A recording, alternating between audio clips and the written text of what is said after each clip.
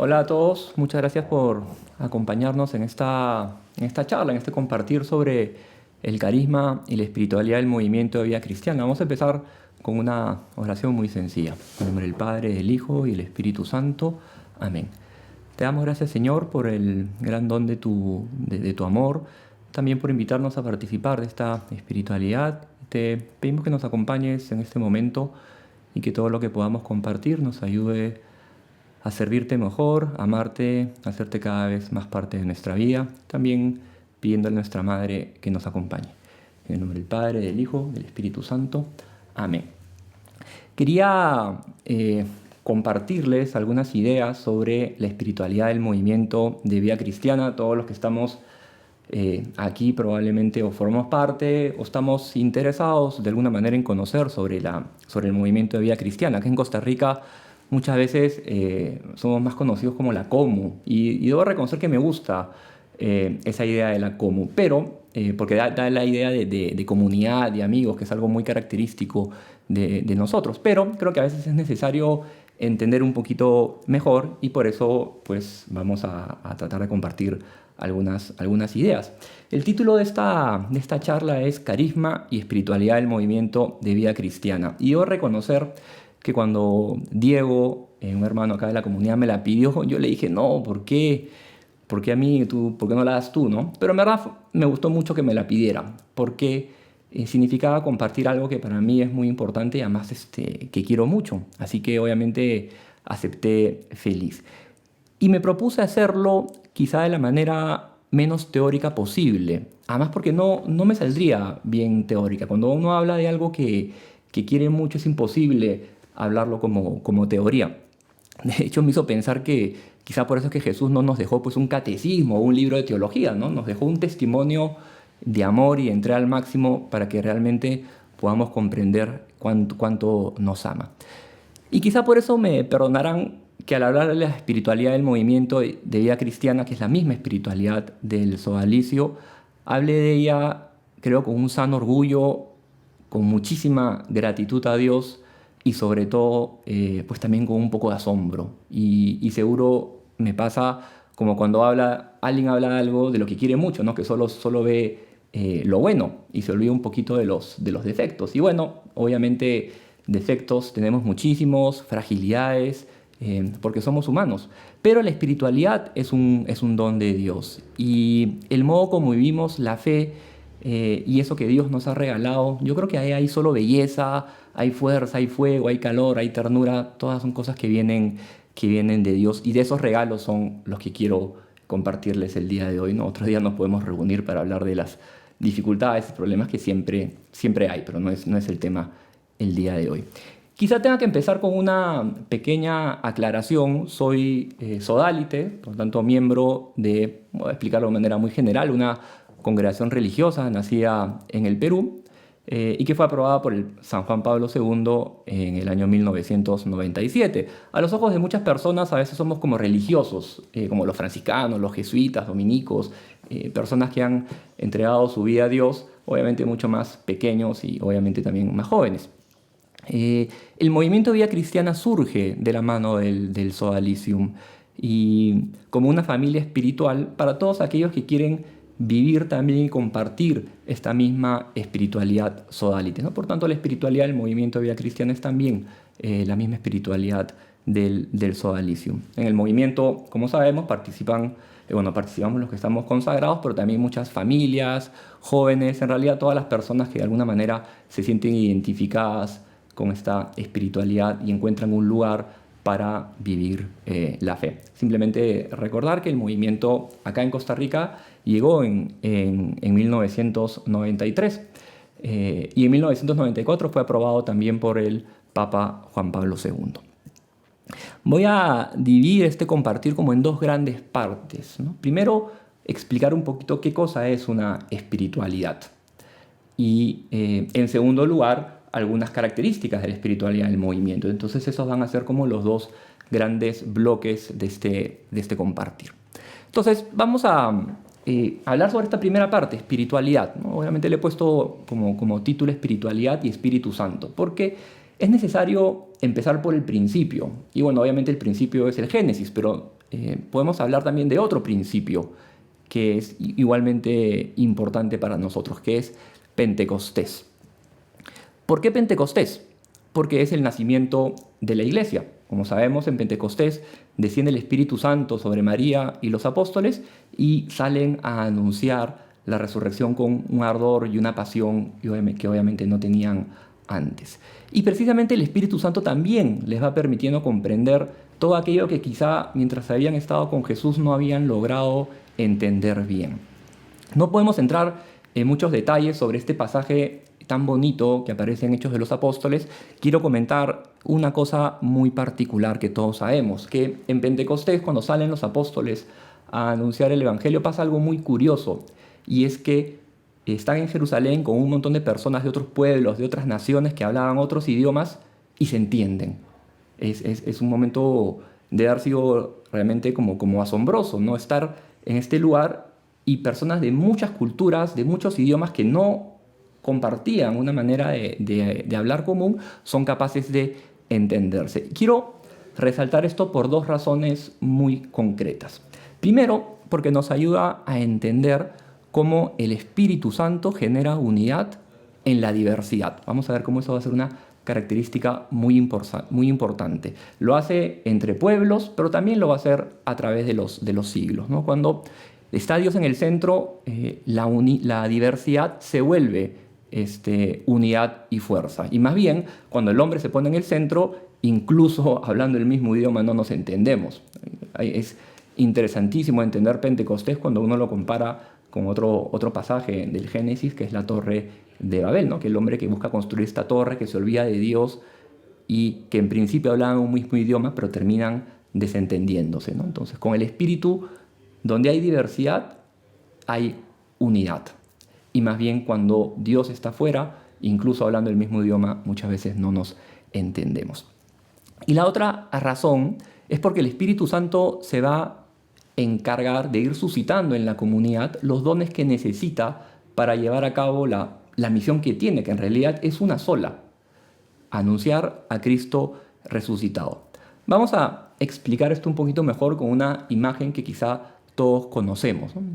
Es esta famosa obra de arte que es el Espíritu Santo de Bernini, que está en la Basílica de San Pedro. Y lo que estamos viendo es muy interesante, es cómo hay distintos pedazos en esta obra, pero todas forman un conjunto, ¿no? Como que cada pedacito es distinto, pero le da unidad. ¿Quién le da unidad a esta obra? El Espíritu Santo que está en medio. De ahí brota nuestra fuerza y de ahí brota la unidad. Y lo interesantísimo es que cada pedazo puede ser distinta, ¿no? Yo no pierdo mi forma, no pierdo mis características, pero en la medida que tengo al Espíritu Santo en el medio, brillo con la luz del Espíritu y formo un conjunto. Entonces no pierdo ni mi forma ni mis características, pero cerca del Espíritu Santo brillo. Y de hecho es interesantísima esta obra porque es una especie de piedra transparente. Entonces como que la analogía queda muchísimo mejor, ¿no? Cada uno llamado a transparentar, e incluso uno podría decir, viendo la imagen, que mientras estás más cerca al centro, que es Dios, que es el Espíritu, uno brilla con más fuerza, ¿no? Porque se dan cuenta que está más clarita la fuerza de la luz en ese lugar. ¿Por qué he querido resaltar esto? Porque para entender qué cosa es una espiritualidad, quizá lo primero que tenemos que entender es que quien le da inicio es el mismo Espíritu dentro de la iglesia, como parte de la iglesia, como lo ha hecho con distintas realidades a lo largo de toda la historia. Y si uno se pone a pensar, vamos entendiendo que desde que nació la iglesia ha tenido que anunciar el mismo mensaje a los hombres y mujeres de cada tiempo. Y esto podría suponer un problema, porque es el mismo mensaje, pero todos somos distintos. Es más, a lo largo de los tiempos también el mundo cambia muchísimo, las épocas son distintas. ¿Cómo lograr esto? Obviamente para los hombres esto es un problema, pero no para el Espíritu, porque el Espíritu Santo puede informar cualquier realidad, puede entrar en cualquier lugar e iluminar con su luz. Se me ocurre, para poder entender esto, imaginarnos un montón de recipientes de vidrio de distintas formas, de distintos colores, como estamos viendo en la imagen. Todos somos distintos, ¿no? Y las formas son distintas. Si tuviésemos algo sólido no podríamos meterlo. pero el Espíritu sí puede ingresar como un viento, como una luz, como una llama. Ninguna forma le es obstáculo. Y entonces vemos cómo cada recipiente puede iluminar según sus formas y colores, pero con una misma luz que es la luz del Espíritu. Y por tanto, eso nos lleva a entender que el Espíritu Santo sopla donde quiere, entra donde quiere y le da vida a todo. Todo lo renueva. Y cuando uno ve un poquito la historia de la iglesia, así como a grandes rasgos, ve clarísimo cómo el Espíritu se ha ido encargando de renovar constantemente a la iglesia, ¿no? Y por eso hay una frase muy común en latín que dice Ecclesia semper reformanda, ¿no? Y la iglesia siempre tiene que ir reformándose, renovándose, ¿no? No cambia lo esencial, esto es importantísimo decirlo, lo que cambia son las formas, pero no lo esencial, porque lo esencial es el mismo mensaje siempre. ¿Cómo hace esto acá el Espíritu? Bueno, lo hace en los corazones de los bautizados, sobre todo en los santos, y también a través de muchísimas congregaciones, órdenes, espiritualidades, agrupaciones que han ido surgiendo a lo largo de la iglesia. Vamos, no sé, se me ocurren quizá algunos ejemplos para entender esto, cómo el Espíritu Santo ha ido actuando, ¿no? Cuando empieza el cristianismo, de hecho, vivir la fe dentro de las ciudades era muy complicado. Los primeros cristianos, hay una época, sobre todo en el siglo III, siglo IV, que las ciudades estaban como muy relajadas en las costumbres. Entonces, para vivir la fe surge todo este movimiento muy interesante que son los monjes, ¿ah? Que el Espíritu suscita en personas como un San Antonio Abad, un San Pacomio, un San Benito, para alejarse y proponer esta vida muy entregada a la oración y que curiosamente va a renovar enormemente, ¿cómo se llama?, la vida de la sociedad. De ahí, otro ejemplo, ¿no? En la Edad Media, las ciudades vuelven a constituirse y se necesita que se evangelicen. Y los monjes no podían hacerlo porque los monjes vivían fuera de las ciudades, en un lugar retirado. Entonces, ¿qué cosa suscita el Espíritu en el corazón de personas como San Francisco, como Santo Domingo? Esta nueva manera de vivir la fe, ¿no? Que son las órdenes mendicantes, que empiezan a hacer apostolado dentro de la ciudad. Y por eso los conventos franciscanos y dominicos no están fuera de la ciudad, sino justamente en el corazón de las ciudades, porque se necesitaba evangelizarlas. No poco después, intenté mencionar otro ejemplo, se descubre, estamos en el siglo XV, América, y también se trata de descubrir estos nuevos territorios en el Asia. Y se necesitaba como que una nueva forma de vida para poder evangelizar estos sitios, y surgen congregaciones como los jesuitas, misioneros, ¿no? que van a ingresar a estos lugares y viajar y digamos, con una libertad enorme para poder evangelizar, ¿no? En fin, creo que eso nos ayuda a entender un poquito cómo cada vez que algo se necesita, el Espíritu Santo va suscitando, ¿no? Un ejemplo más cercano es el Papa Juan XXIII, que cuando lo escogen Papa, esto es en los años 60 del siglo pasado, todo el mundo pensaba, como yo era una persona mayor, que iba a ser un papado medio tranquilo, ¿no? Y al Papa Juan XXIII, por inspiración del Espíritu, convoca a este Concilio Vaticano II, que fue tan importante y transformó la vida de la Iglesia en nuestro tiempo.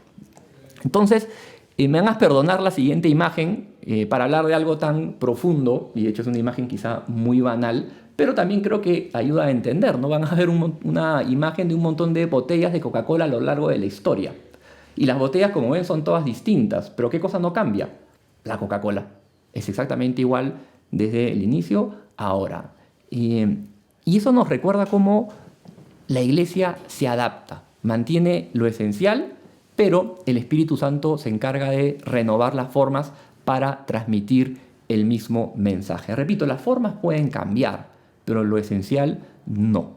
Como pasó, por ejemplo, después del concilio con la misa. Antes de la misa era en latín, el sacerdote estaba de espaldas. Después del concilio se cambia, se cambia la misa y se celebra en las lenguas de cada país. El sacerdote empieza a mirar al pueblo.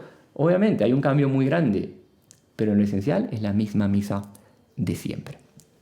Quizá ahora podemos entender un poquito mejor qué cosa es el movimiento de vida cristiana. En un sentido, es un don de Dios que se añade a tantos otros movimientos y realidades eclesiales que el Espíritu ha suscitado para poder ayudar en la única misión de la iglesia, que es anunciar a Cristo. Cada espiritualidad, cada realidad eclesial que ha nacido en la iglesia surge como un don de Dios. Tiene un carisma propio. De acá explicamos algo muy sencillo, pero muy importante. ¿Qué cosa significa esta palabra carisma? Voy a decir algo muy sencillo. Significa don. Viene de charis, que es una palabra griega que significa gracia, y por tanto es un don que viene de Dios. San Pablo lo explica muy bien con la cita que está leyendo, que está ahí en la pantalla. Dice: hay diversidad de carismas, pero un mismo espíritu, un mismo Dios que obra todo en todos.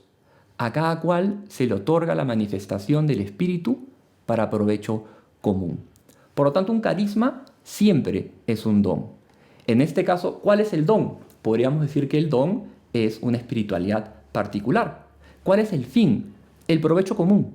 No es el provecho de un grupo en particular, sino de toda la iglesia. Y eso es interesantísimo verlo así, ¿no? Siempre todos los dones no son exclusivos de un grupo de personas. Este tipo de carismas que el Espíritu suscita son para el provecho común, para toda la iglesia.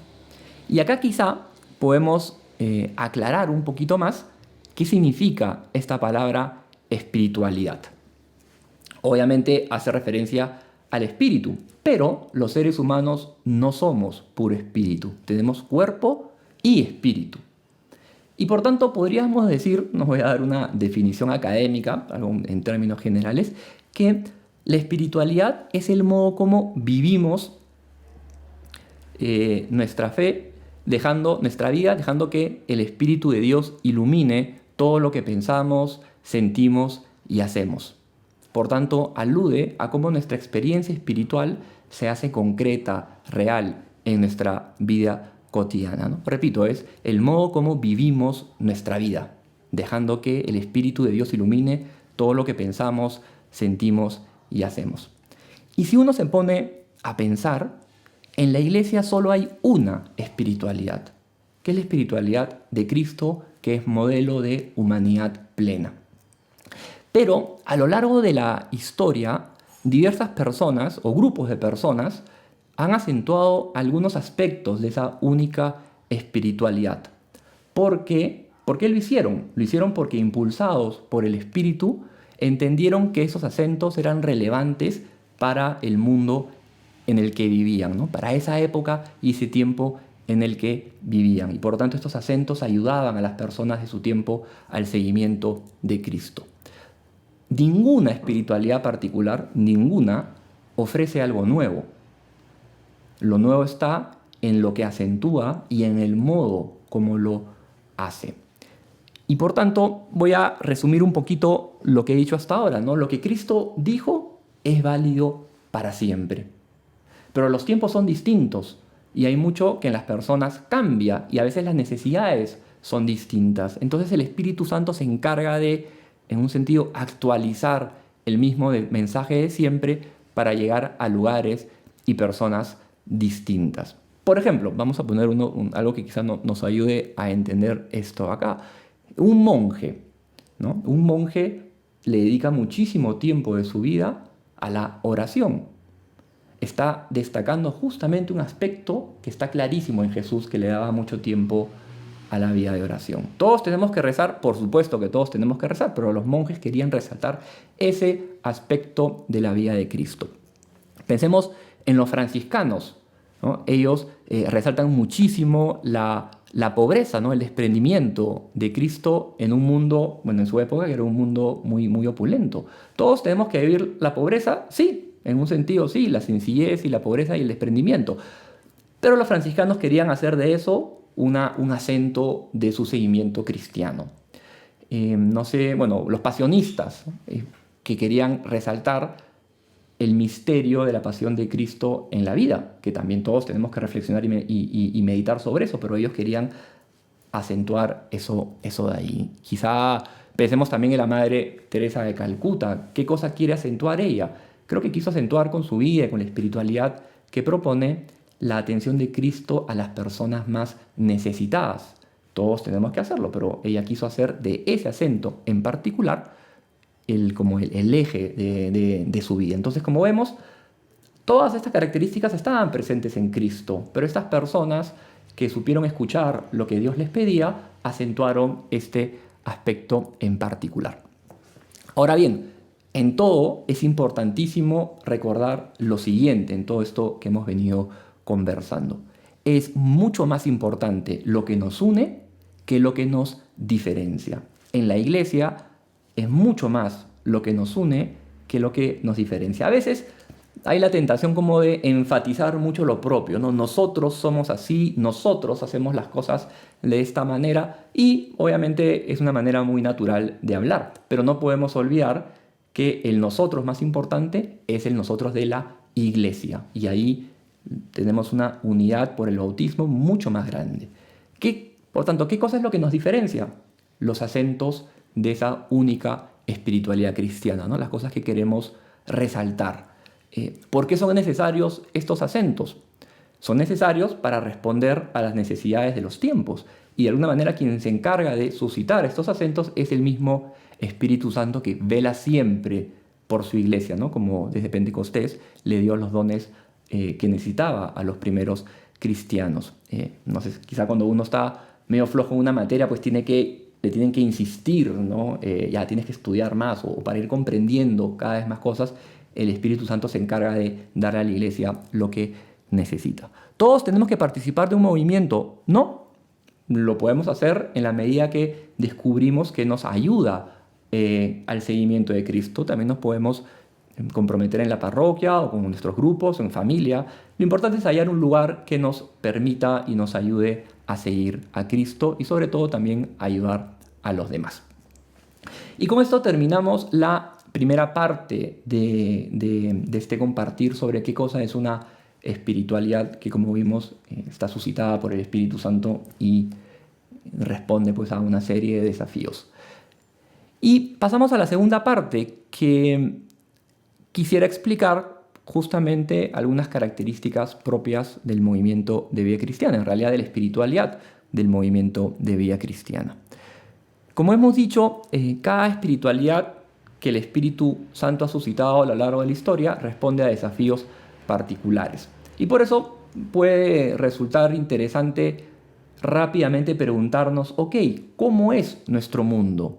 Y quisiera mencionar algunas características obviamente muy, muy generales de nuestro mundo. No es una lista completa, pero creo que podemos encontrar algunas cosas que vamos a reconocer que están muy presentes en nuestro mundo.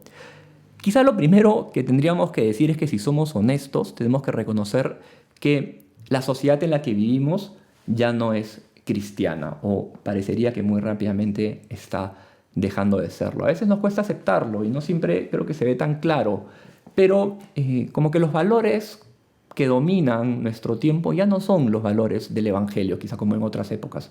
O quizá si hay algo que parece que viene del Evangelio, a veces da la impresión que es solamente la cubierta, ¿no? No está tanto el fondo. Y por eso como que, no sé, nuestra sociedad está dejando cada vez más de lado esa característica cristiana que la ha representado durante tanto tiempo. Y quizá al pensar en esto también lleguemos a la siguiente conclusión. No es que la gente no crea en Dios. Cuando uno le pregunta a la gente y conversa, creo que la mayoría de gente cree en Dios, pero quizá no cree mucho en que Dios se ha querido revelar, no cree que Dios ha querido salir a su encuentro y por tanto piensa que Dios no tiene nada que ver con la vida cotidiana. Vamos viviendo, Dios por un lado, nosotros por otro, y parecería que no es necesario un punto de encuentro, ¿no? Dios no tiene mucho impacto en nuestra vida, en el tiempo en el que vivimos. Y lo sagrado tampoco tiene mucho lugar. Y creo que a veces es más cómodo pensar de esta manera. Otra característica muy notoria del tiempo en que vivimos es el individualismo, muy, muy grande, ¿no? La gente cada vez más preocupada por sí mismo, con muchísimo egoísmo, el aspecto comunitario de la vida a veces muy, muy dejado de lado. Y el individualismo tiene una consecuencia clarísima, como 2 más 2, ¿no? Es la soledad, que creo que también es una experiencia muy, muy común en nuestro tiempo.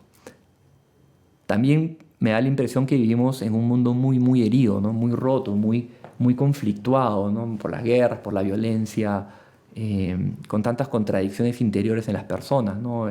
Angustias, sufrimientos, corazones muy, muy heridos en todo tipo.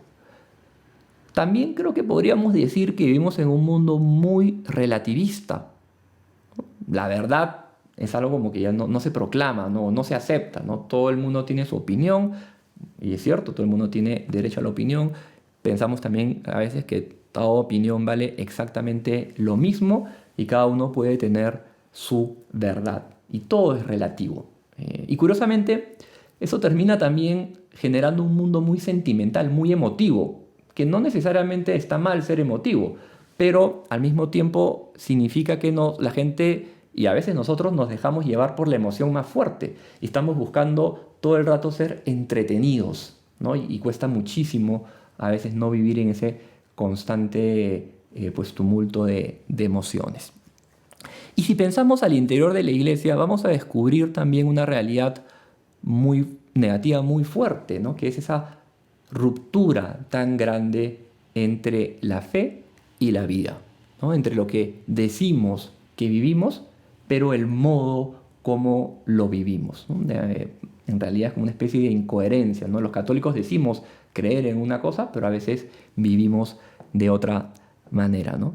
Y creo que eso viene acompañado de una ignorancia muy, muy grande acerca de la propia fe. A veces me da la impresión que los católicos somos particularmente ignorantes de aquello en lo que creemos, ¿no? Pasa mucho sobre todo cuando uno habla de la iglesia, ¿no? No sé, veo que los católicos a veces tenemos o tienen ideas tan equivocadas acerca de qué es la iglesia, qué es, y por eso se dificulta tanto amarla o qué significa seguir a Cristo. Obviamente este es un panorama muy, muy general, pero al mismo tiempo creo que muy, muy real. Y por tanto, frente a este mundo, ¿qué podemos hacer? Esta pregunta la iglesia se la ha hecho muchísimas veces y se la hizo sobre todo en lo que yo diría es el momento histórico más importante de la iglesia en el siglo XX. Y probablemente si les pregunto a muchas personas, ¿cuál creen ustedes que es el momento más importante de la iglesia en el siglo XX? Estoy seguro que muchísimos no van a tener idea de qué cosa es. Y claro, a veces conocemos cosas de nuestra historia, obviamente de la historia de nuestro país, pero no conocemos la historia de la iglesia, ¿no? Si preguntamos ya hitos importantes en la historia de Costa Rica, bueno, vamos a 1821, la independencia, 1948, la abolición del ejército, 2014, Costa Rica llega a las semifinales, a los cuartos de final del Mundial de Fútbol. Son hitos importantísimos que conocemos acerca de nuestro país, pero no conocemos igual acerca de la historia de la iglesia. Bueno, ¿cuál fue el momento más importante en el siglo XX para la iglesia? Se llama el Concilio Vaticano II. Fue una reunión que la convocó el Papa Juan XXIII, la terminó el Papa Pablo VI, los dos ahora están en los altares, nos veneramos como unos santos, y congregó a los obispos de todo el mundo y se quisieron preguntar esta pregunta: Iglesia, ¿quién eres? ¿Qué dices de ti misma? ¿Y cuál era la idea? ¿Cuál era el principio? Justamente esta idea de hay que renovar, pero es una renovación en continuidad. ¿Por qué menciono el Concilio Vaticano II? Porque la espiritualidad sodalita, la espiritualidad del movimiento, surge después del Concilio Vaticano II en un sentido como hija del concilio y se nutre muchísimo de este evento tan importante. Obviamente también de muchas otras escuelas espirituales previas, pero intentamos hacer como una síntesis de un montón de acentos en la iglesia, pero adaptándolos a nuestro tiempo justamente para poder responder estos desafíos que hemos mencionado. Y por eso me gusta tanto. Siento que es como una síntesis muy apropiada, que es obviamente un don de Dios con lo que Él nos ha bendecido para poder anunciar el Evangelio en nuestro tiempo, ¿no? Y al haber nacido después del concilio, hemos heredado esa visión. Y creo de verdad con todo mi corazón que Dios, como a muchas otras realidades eclesiales, nos ha bendecido enormemente con un tesoro que puede responder y llevarle el Evangelio a muchísimas personas en nuestro tiempo. Esto obviamente no invalida para nada a las espiritualidades previas, al contrario, siempre serán un tesoro para la iglesia y para muchas personas, muchísimas, siguen siendo un tesoro y obviamente caminos probados para acercarse a Dios.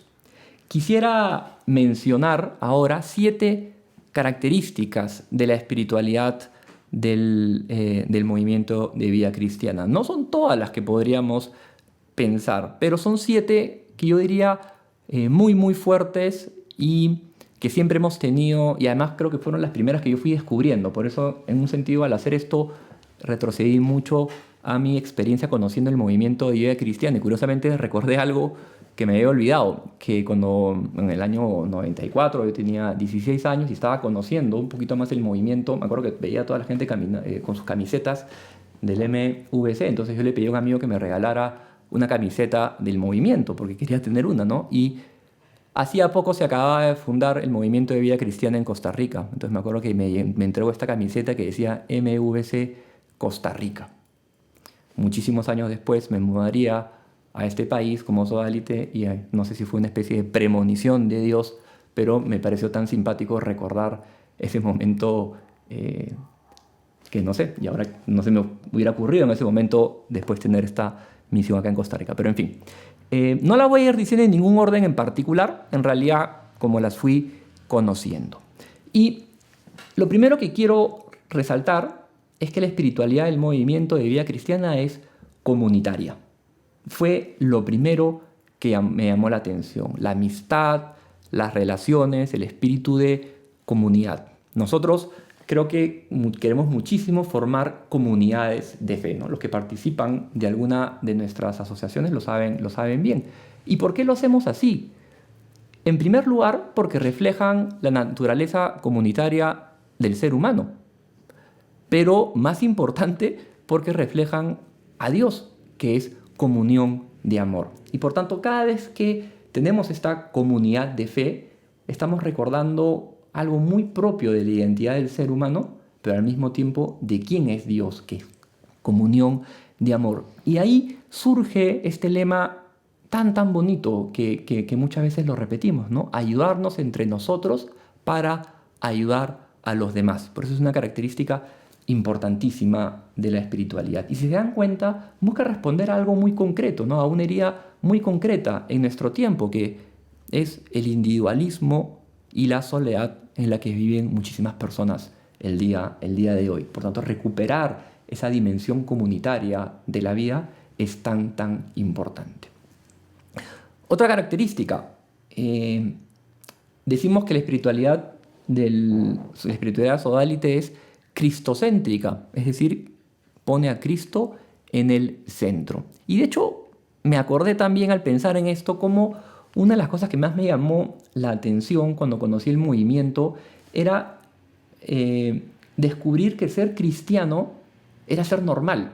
Y ahora que lo digo me suena, no sé, como tonto al recordarlo, pero yo debo reconocer que cuando estaba en el colegio, si tú me decías, no, ese tipo es cristiano, a mí me sonaba como, pucha, qué extraño, ¿quién quiere ser cristiano en nuestro tiempo? ¿Dónde estacionó el platillo volador? Porque no me parecía normal eso. Y sin embargo descubrí que Cristo no me quitaba nada bueno de la vida. Al contrario, que cuando Cristo está en el centro, todo cobra orden. Después fui entendiendo que esto estaba relacionado a una característica teológica muy relevante, ¿no? Que es la encarnación del Verbo y todo lo que ese misterio de la fe enseña sobre la vida. Y lo primero que entendí es que Cristo no puede ser solo un adorno bonito en mi sala, no puede ser solo una medallita que llevo colgada al cuello, sino que tenía que tener una relación personal con Jesús. Y teniéndolo no solo como amigo, cosa que ya era algo increíble, sino al mismo tiempo como centro y base de toda la vida. Y siempre me ha tocado muchísimo pensar que en los primeros, curiosamente, 30 años de la vida de Cristo, durante 30 años, Cristo no hizo ninguna... su vida pública de milagros y de prédica empezó cuando tenía 30 años. Y por tanto, los primeros 30 años de su vida los pasó viviendo una vida muy normal, como que viviendo esa experiencia, ese amor a Dios y a la gente que estaba a su alrededor en lo cotidiano. Y me hace pensar mucho precisamente en el valor de lo cotidiano, en esa espiritualidad de la vida cotidiana que significa hacer lo ordinario, pero como algo extraordinario, ¿no? Con un amor a Dios y con una centralidad de Cristo en nuestra vida. Y uno podría pensar, bueno, eso es precisamente la santidad, ¿no? Se juega muchísimo en lo ordinario. Y creo que esta idea responde a otra herida muy grande de nuestro tiempo, precisamente pensar que Dios no tiene nada que ver con nuestra vida. O que solo soy cristiano en determinados momentos de mi día, ¿no? Claro, cuando voy a misa soy cristiano, cuando voy, no sé, a la iglesia, a mi grupo parroquial o al movimiento soy cristiano. No, como que Cristo quiere estar presente en cada momento de nuestra vida, sobre todo en aquellos cotidianos, porque en un sentido ama la cotidianidad, ¿no? Jesús vivió 30 años, una vida muy cotidiana, ama la vida del ser humano en eso cotidiano. Otra tercera característica que recuerdo también me llamó muchísimo la atención, recordar ese llamado universal a la santidad. Y parece mentira, pero me acuerdo exactamente, bueno, no el día, pero sí el lugar, el momento, las circunstancias en la que una persona, o escuché a una persona del movimiento, que era un agrupado, un joven como yo en esa época, decir que quería ser santo. Y me acuerdo que lo que me di este tipo, ¿quién se cree para decir que quiere ser santo, ¿no? Y ahora me resulta tan natural. Ojalá todos quisiéramos serlo, porque ser santo es la mayor plenitud. Es cumplir en nosotros lo que Dios soñó para cada uno. Últimamente me he preguntado muchísimo cómo Dios me sueña. Cada uno tiene sus sueños, pero yo pensé ya, ¿cómo Dios me sueña? ¿Qué soñó Dios para mí cuando me creó? Y me soñó santo. Y pensarlo así, ponérselo como meta de la vida, yo creo que es justamente lo que Cristo quiere, que aspiremos realmente a la santidad. Y a veces no lo hacemos. Creo que no lo hacemos porque no le creemos tanto a Dios cuando nos dice que tenemos que ser santos, y al mismo tiempo porque no nos creemos capaces de serlo. Y como que no apostamos lo suficiente por nosotros mismos. Y curiosamente Jesús es el primero que te dice sí se puede. Obviamente con la fuerza de la gracia de Dios se puede lograrlo y debería ser la meta de la vida. Y recuerdo mucho esa frase que a veces escuchamos, ¿no? No hay mayor tristeza que la de no ser santo. Y en fin, creo que es interesantísimo también darnos cuenta que tener ese ideal que al cual uno se aproxima, obviamente con mucha humildad y con mucha sencillez, muy consciente de la fragilidad propia, pero al mismo tiempo muy consciente de la fuerza de la gracia, creo que responde a la ruptura entre la fe y la vida que hemos dicho es muy propia de nuestro tiempo, ¿no?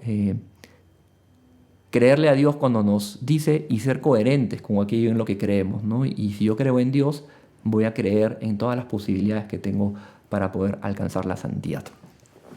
Otra característica, quizá una de las más, no sé si relevantes o importantes, que queremos acentuar muchísimo, ¿no? Es una espiritualidad laical y apostólica, ¿no? Resaltamos muchísimo en cómo vivimos, en cómo entendemos el seguimiento de Cristo, el valor de los laicos, ¿no? Que en un sentido muy general puedo decir, los laicos son los que no son sacerdotes. A veces los que decimos, ¿no? Los cristianos normales, o sea, para no referirnos a los curas y los religiosos. La iglesia no solo son los curas o los religiosos y las monjas, ¿no? A veces hablamos así de la iglesia como desde la grada y no entendemos que, bueno, primero que la gran mayoría de los católicos somos laicos. Ahí de hecho revisé las estadísticas y me sorprendieron. Estas son las últimas estadísticas de la iglesia, un poquito más de 1.300 millones de católicos y hay 415.000 sacerdotes. Y dije, voy a sacar la proporción. Y resulta que los sacerdotes son el 0.03% de los católicos en el mundo. 0.03. Dije, ya voy a añadirle a los religiosos y las religiosas. Y busqué también las estadísticas de la iglesia. Y si sumamos a los curas y los religiosos, que son a veces a quienes vemos como que representan la iglesia, no alcanzamos a ser el 0.09% de la iglesia. Y uno se pone a pensar entonces, pucha, ¿quién tiene una mayor responsabilidad? ¿Quién puede hacer más por transformar el mundo? Obviamente creo que los sacerdotes y los religiosos tienen un lugar, pero los laicos tienen una responsabilidad y un alcance increíble. Y de hecho, cuando uno ve la historia de la iglesia, a veces ves que en tiempos de mucha crisis, quienes han dado un paso al frente para poder responder a los desafíos y volver a presentar el mensaje cristiano han sido laicos. Lo entendió muchísimo, sobre todo un beato, un sacerdote francés, el beato Guillermo José Chaminade, durante la Revolución Francesa. Él en esa experiencia vio el poder y la potencia y la necesidad que tenía la iglesia de los laicos, y por eso él en su tiempo fue como una especie de precursor del apostolado de los laicos, ¿no? Y eso creo que nos lleva a recordar también no solo la importancia del laico, de la misión, sino sobre todo de la capacidad que tienen o que tenemos los laicos para anunciar a Jesús, ¿no? Como quien tenemos un tesoro, pues la cura a una enfermedad, y los laicos podemos llevarlos a muchísimos lugares que a veces donde los sacerdotes o los religiosos no llegan. Pero eso nos recuerda a otra cosa, que nadie da lo que no tiene. Y ahí surge o podemos entender esta necesidad de la formación. Porque no se trata solo el catolicismo o vivir la fe de la piedad, que es importantísima en la vida, pero también de conocer la fe, amarla, ¿no? Nadie ama lo que no conoce. Y si yo quiero de verdad amar a Jesús, quiero amar la fe, tengo que conocerlo, ¿no? Y por eso formarnos en la fe, comprender la enseñanza de la iglesia, las razones, en una dimensión no solo teórica, sino de amor, es tan importante para la vida cristiana. Y curiosamente acá me encontré con una frase que me ha estado dando muchas vueltas, y la menciono porque creo que creo que le da un punto muy interesante, es de Paul Claudel, que dice lo siguiente, ¿no? Habla de Cristo solo cuando te pregunten por Él, pero vive de tal modo que te pregunten por Él. Y creo que eso resume muy bien cómo debe ser la vida de un laico, ¿no? Quizá hablar de Cristo solo cuando te pregunten por Él, pero vive de tal manera en cómo trabajas, cómo eres con tu familia, cómo tratas a las personas, cómo rezas, qué tanta importancia le das a Dios en tu vida, que todo eso hable de Cristo, y por tanto las personas que quizás se encuentren contigo digan, pucha, esta persona, ¿por qué es así? Y que de esa manera, a través de ese testimonio, Dios puede hacerse presente en la vida. Otra característica es una espiritualidad eclesial. Nos sentimos parte de la iglesia, queremos crecer cada vez más en un amor a la iglesia, reconociendo que Cristo quiso a la iglesia y ama a la iglesia. Y eso es muy, no sé, también lo aprendí en el movimiento, a sentirme parte de la iglesia, ¿no? No, el fin no es una espiritualidad particular, un movimiento, el fin es ser parte de este hermoso cuerpo de Cristo que es la iglesia y ayudar en esa misión que tiene.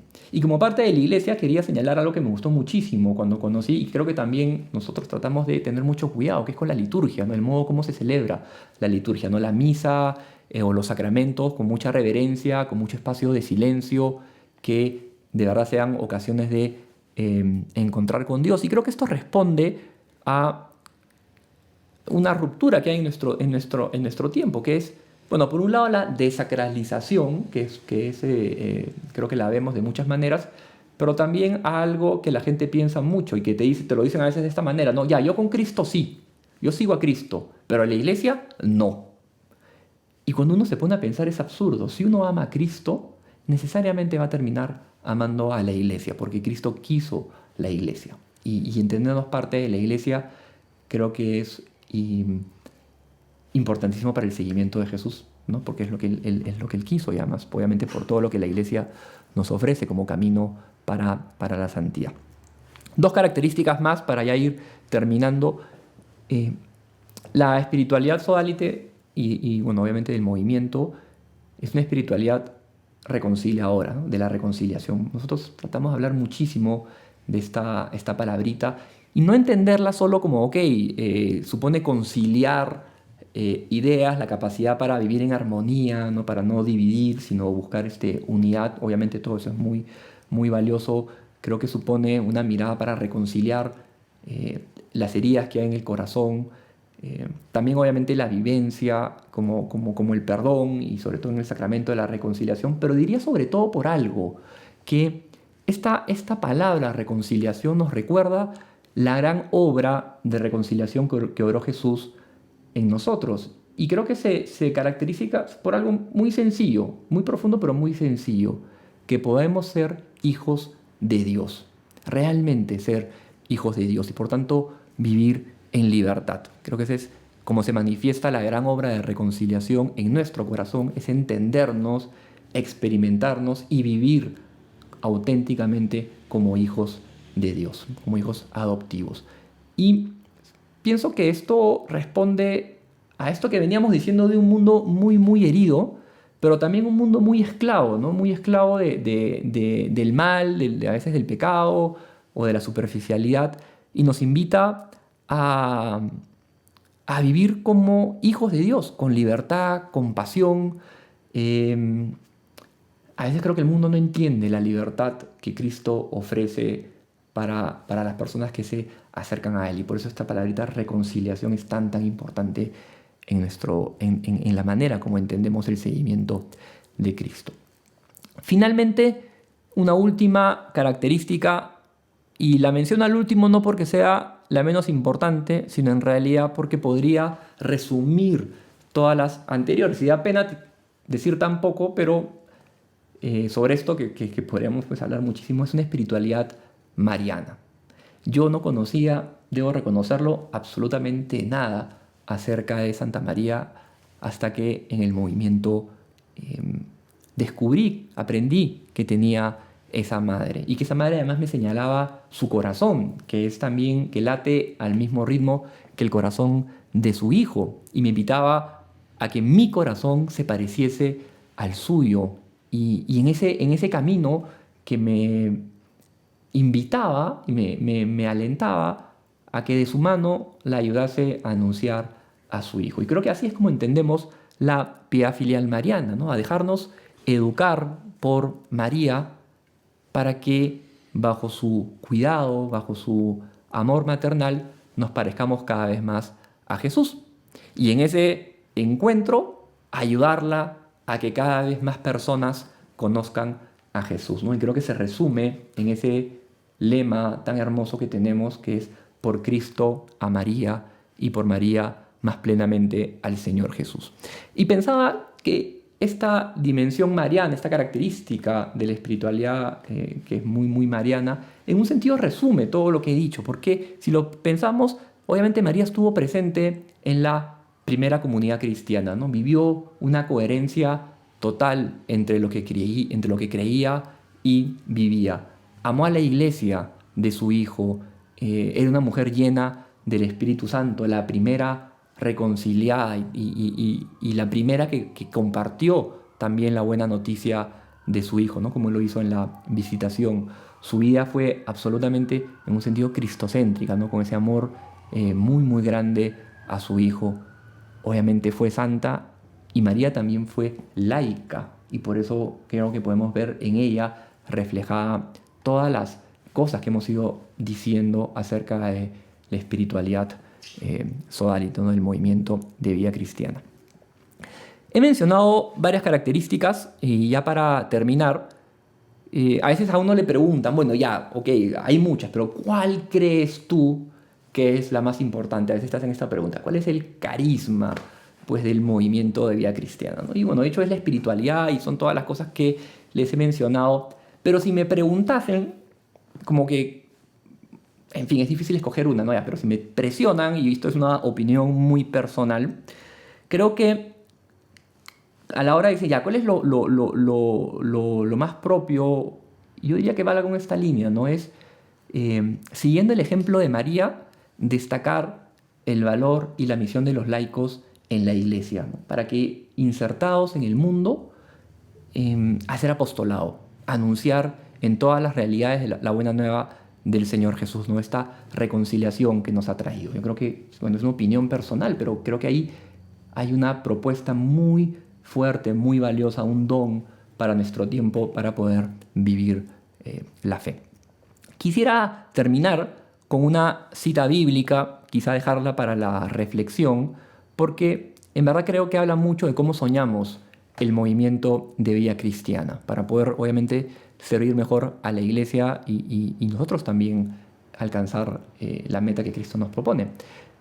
Y es una cita de Hechos de los Apóstoles. Y ya que sea de este libro me gusta muchísimo porque los primeros cristianos, que justamente aparecen en ese libro, tuvieron que enfrentar un mundo que no era cristiano, un mundo muy adverso, un mundo que buscaba incluso perseguirlos, que no tenía para nada los valores de Cristo y por lo tanto como que hay mucho eco en esa experiencia. Y hay una cita, ahí la ven, Hechos capítulo 2, que dice lo siguiente: se mantenían constantes en la enseñanza de los apóstoles, en la comunión, en la fracción del pan y en las oraciones.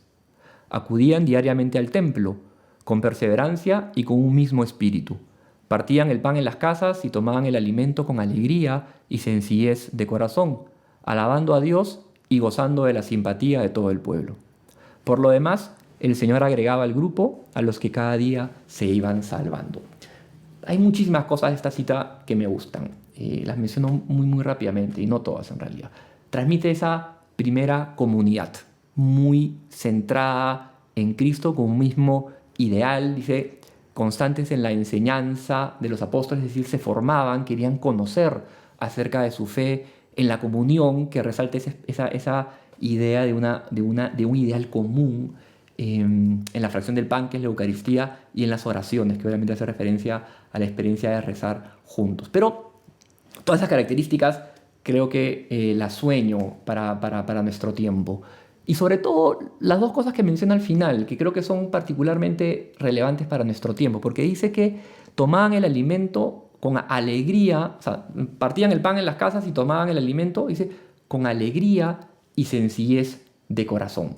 Y ahí hay como dos experiencias de seguimiento de Cristo muy propias, obviamente de siempre, y creo que en el movimiento quisiéramos tenerlas cada vez más, es a la alegría de seguir a Cristo y la sencillez en la vida que hace que la verdad de Cristo resplandezca con mucho más fuerza. Y al final dice, el Señor agregaba al grupo a los que cada día se iban salvando.